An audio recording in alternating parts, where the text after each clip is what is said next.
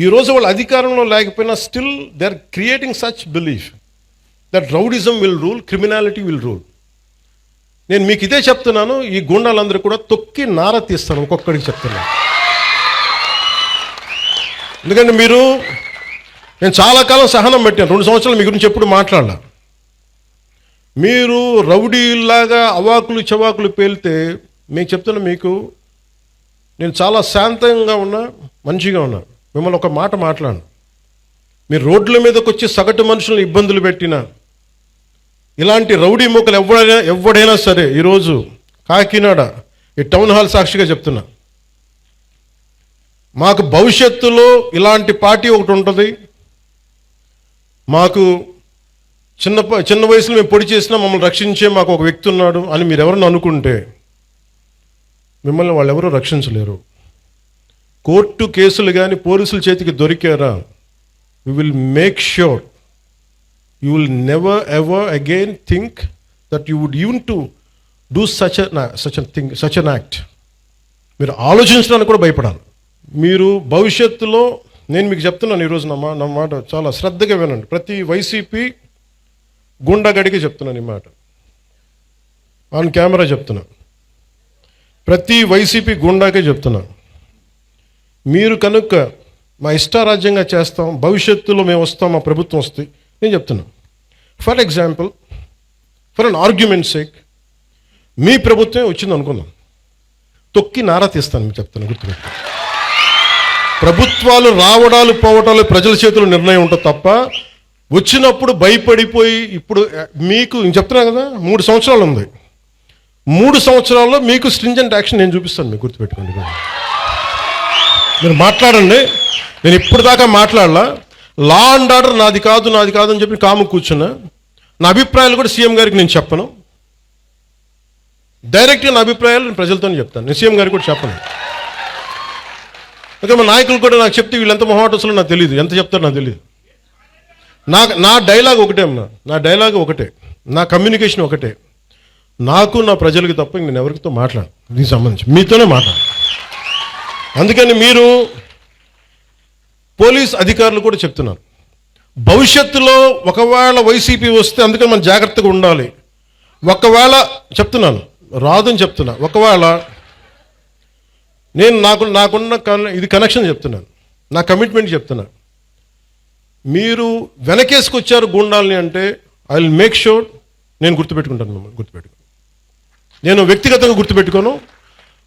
నేను ఎస్పీ గారిని, previous collector గారిని కూడా అడగండి, not even once I have call them. ఫలాంది చెయ్యండి, చెయ్యొద్దు ఏం చెప్పలా, do the duty what is needful there, అంతకుమించి ఒక్క మాట చెప్పలా. అందుకని చెప్తున్నాను, భవిష్యత్తు రాష్ట్రంలో ఉన్న పోలీసు ఉన్నతాధికారులు ఎవరు, గతంలో మేము వైసీపీకి పనిచేసాం కాబట్టి మా లాయల్టీస్ అక్కడ ఉంటాయి అని మీరు ఎవరన్నా ఫీల్ అయితే, మిమ్మల్ని నేను ప్రత్యేకించి దృష్టి పెడతాను మీ మీద. అది మీరు ఏ స్థాయి అధికారులు, ఎందుకంటే నాకు వ్యవస్థల్ని నిర్వీర్యం చేసే ఈ రోజున దౌర్భాగ్యపు స్థితి పట్టుకొచ్చారు అందరూ కలిపి. గౌసన్ ఆయన వ్యక్తికి జరుగుతుంటే, ఒక ఎస్ఐ స్టేషన్ హౌస్ ఆఫీసర్ చేయాల్సిన పని ఎస్పీ దగ్గరికి వచ్చింది, డిప్యూటీ సీఎం దాకా వచ్చిందంటే, it's a failure of institution, వ్యవస్థ తాలూకు ఫెయిల్యూర్ అది.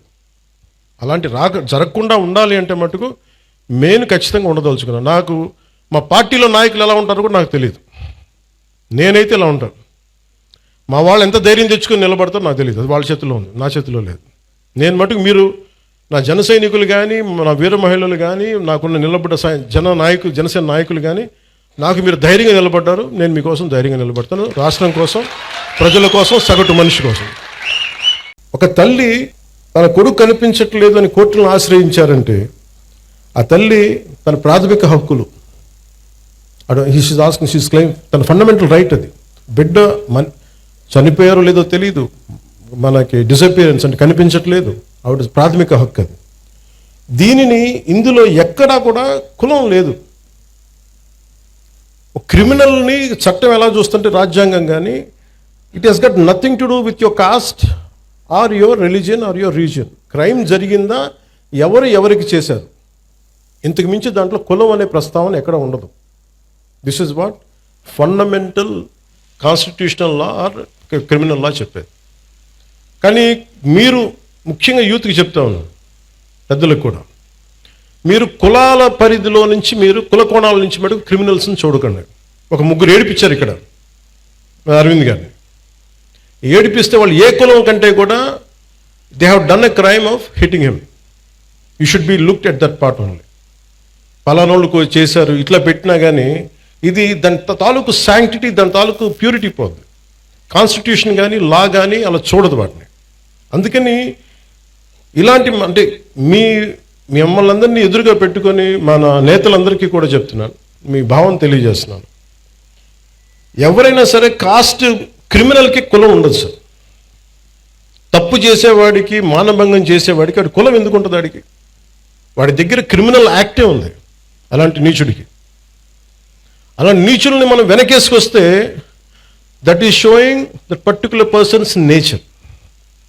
క్రిమినల్ గ్యాంగ్స్ తోటి ప్రభుత్వాల్ని నడుపుదాం, భయభ్రాంతుల్ని చేసి అధికారుల్ని గుప్పిట్లో పెట్టుకుందాం, లేదంటే మా దగ్గర క్రిమినల్ గ్యాంగ్స్ ఉన్నాయి భవిష్యత్తులో మిమ్మల్ని ఆడుకుంటాం, భయభ్రాంతులను చేస్తే ఇలాంటి ఎందుకు వీళ్ళు తలపైకెక్కి ఆడతారంటే బలం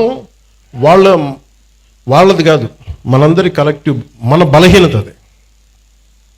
నేను ఈరోజు ఎందుకు వచ్చానంటే ఇది ఒక 3 months బ్యాక్ చెప్పాను ఎస్పీ గారికి, ఐ వాంట్ ఇంటరాక్ట్, ఒక సివిల్ మన సిటిజన్స్ మీటింగ్ పెట్టండి, నేను వస్తాను ఇక్కడ కూర్చోబెట్టి, because I want empower citizens. నా పార్టీని ఎంపవర్ చేయొచ్చు. మీరు కనుక గట్టిగా, ఇప్పుడు మీరే ఇందాకే చెప్పారు పోస్టర్స్ గురించి, మాకు పోస్టర్లు ఎక్కువ అయిపోయినాయి, టూ మచ్.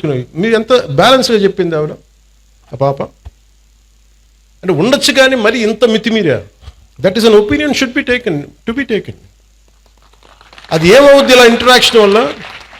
నా చుట్టుపక్కల ఉన్న రాజకీయ నాయకులు కూడా అర్థమవుద్ది, ఎమ్మెల్యేస్కి, ఎంపీలకి, అందరికీ అర్థమవుతుంది, మనం ఎక్కువ చేయకూడదు. కానీ ఒక కులానికి ఓటింగ్ ప్యాటర్న్ ఉంటుంది, కానీ సివిల్ రైట్స్కి ఓటింగ్ ప్యాటర్న్ ఉండదు. Why don't you become a part of that kind of team? మీ ప్రాథమిక హక్కులు కానీ మీ ఫండమెంటల్ రైట్స్ కానీ ఉల్లంఘన ఇలాంటి ప్రభుత్వాలు మేము ఎన్నుకోం. You can say it loud. ప్రజలు మారుతారు, పాలకులు మారుతారు. అలాగే మీరు కులాలని తీసుకొచ్చే క్రిమినల్స్కి కులాలను అంటగట్టి పలానా కులం అయితే మేము ఇంకోలా చూస్తాం, ఎక్కడా కూడా ఇది లేదు, రాజ్యాంగంలో ఎక్కడ రాయలేదు. ఇలాంటి క్రిమినల్స్ని వెనకేసుకొచ్చే రాజకీయ నాయకులను ఎవరైనా సరే మీరు ఆమడ దూరంలో పెట్టాల్సిందే, లేదంటే మీ భవిష్యత్తుకి భంగం కలుగుతుంది. నేను లా అండ్ ఆర్డర్, నేను ఇప్పుడు దాకా ఎస్ఐటీకి నేను ఇప్పుడు మాట్లాడా, ఒకే ఒకసారి పిఠాపురంలో మాట్లాడా. నేను ఈరోజు మళ్ళీ కాకినాడ వేదికగా చెప్తున్నా. I want entire Janasena party MLAs and MPs, entire Janasena party MPs and MLAs and ministers, raise your voice against any kind of law and order situations. బలంగా చెప్పండి. ఇది నేను కుటుంబ నాయకులందరికీ నేను చెప్పలేను కాబట్టి, అది నా పరిధిలో లేదు కాబట్టి నేను వారు చెప్పట్లేదు. కానీ నా పార్టీ నాయకులందరికీ, నా పార్టీకి సంబంధించిన మంత్రివర్గానికి, ఎంపీలకి, ఎమ్మెల్సీలకి మీకు చెప్తున్నాను, నేను అన్నిసార్లు నేను వెళ్ళి మాట్లాడను, మీరు మాట్లాడాలి. మీరు కూర్చోబెట్టి లా అండ్ ఆర్డర్ని మట్టుకు కూర్చోబెట్టి కులాలని రాజ్యంగా వాడుకుంటే మట్టుకు మీరు కామ్గా ఉంటే కుదరదు. నన్ను దయచేసి మీ అందరికీ చేతులెత్తి నమస్కరిస్తున్నా, కులానికి నన్ను దయచేసి పరిమితం చేయకండి. మీ అందరికి చేతులెత్తి దండం పెడుతున్నాను, ప్లీజ్ చేతులెత్తి దండం పెడుతున్నాను. దేశం బాగుండాలి, రాష్ట్రం బాగుండాలి, ప్రజలు బాగుండాలని కోరుకుంటే కూర్చోబెట్టి కులం అని చెప్పి ఎవడో క్రిమినల్ కులంలో కూర్చొని చేస్తే నన్ను ఏం చేయమంటారు? దానికి నేను బాధ్యత వహించాలా? దానికి ఒక 14 ఏళ్ళ ఒక ఆడబిడ్డను రేప్ చేసిన వాడిని కూర్చోబెట్టి నేను వెనకేసుకు రావాలా?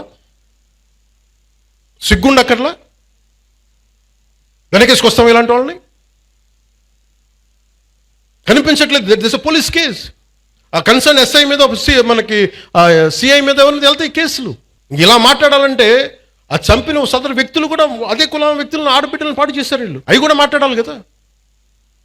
ఎమ్మెల్సీ అనంతబాబు కూర్చోబెట్టి అతను కాపు కొలుస్తాడంట. అతను ఒక దళిత డ్రైవర్ని చంపేశాడు, ఎంత గొప్పగా డిక్కీలో పెట్టి ఇంట్లో అప్పచెప్పి వచ్చాడు. దాని గురించి ఎవరు మాట్లాడరు. అప్పుడు కులాలు రావు. ఒక రౌడీ ఎలిమెంట్ చచ్చిపోతే దానికి నన్ను లాగుతారు. ఇంతమంది ఎమ్మెల్యేలు, ఇంతమంది ఎంపీలు ఉన్నారు, మీరు ఎవరు నోరు తెరవకపోతే నేను ఏం చేయని చెప్పండి మీ అందరికీ? నేను రానా రోజు? ఏం చేస్తున్నారు మీరందరూ? ఇబ్బందిగా ఉంటుంది నాకు. కాదు, నిజంగా మీరు లోపల నుంచి నమ్మాలి. రోడ్ల మీదకి వచ్చారు ఈరోజు జనం. 164 సీట్లు వచ్చినాయంటే యువత రోడ్ల మీదకి వచ్చారు. ఒక్కొక్కరు ఎదుర్కొన్నారు వాళ్ళు. మీకు పౌరుషం లేకపోతే ఎట్లా? దయచేసి ఈ మాట అంటే ఆ కులం ఓట్లు పోతాయేమో, ఈ మాట అంటే ఆ కాపులు ఓట్లు పోతాయండి. ఎలా పోతాయండి కాపులు ఓట్లు?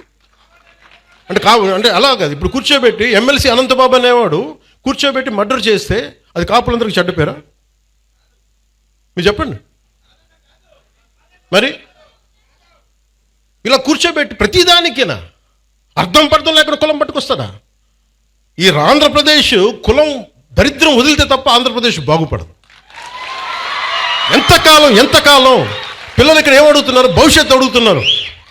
మాకు ఉద్యోగాలు కావాలి, ఉపాధి అవకాశాలు కావాలంటే అవన్నీ ఆలోచించడం వదిలేశారు. ఆ కులం ఎందుకు ఓట్లు పోతాయి? ఏ కులపు ఓట్లను ఎందుకు పోతాయి? మీరు సవ్యంగా పనిచేస్తే మనందరం ఓట్లు ఎందుకు పోతాయి? లా అండ్ ఆర్డర్ని కాపాడితే ఓట్లు పోతాయా?